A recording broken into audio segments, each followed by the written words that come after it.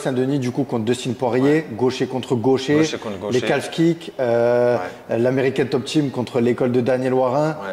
Déjà, l'annonce de ce combat, toi, qu'est-ce que tu en as pensé, Nico? Alors, gaucher contre gaucher, calf kick, c'est compliqué. Ok. Il y a le middle, bien évidemment, grosse arme de Benoît. Il y a l'anglaise de Dustin, qui fait peur. La clé pour Benoît, on la connaît. Et l'avantage pour Benoît, c'est qu'à tout moment, il peut... l'avantage pour Benoît, c'est que le point faible de Dustin, c'est son point fort. Donc pour moi, le chemin pour Benoît, il est tout tracé. C'est-à-dire emmener Dustin au sol et l'étrangler, notamment un étranglement arrière, ce serait l'idéal. Pour moi, c'est le chemin tout tracé pour Benoît. Être agressif avec les middle, le mettre contre la cage, le faire tomber à partir d'une lutte contre la cage, aller chercher le dos, étranglement arrière. Pour moi, c'est le chemin tracé pour Benoît.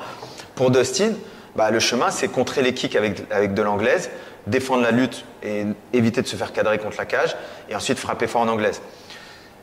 La clé du combat, c'est qui imposera son jeu. Si on est au sol, je pense que Benoît arrivera à le soumettre. Si on reste debout, c'est très dangereux pour Benoît. Dustin, il frappe extrêmement fort. Et Benoît, il prend quand même pas mal de coups. Donc je pense que c'est dangereux pour Benoît si ça reste debout.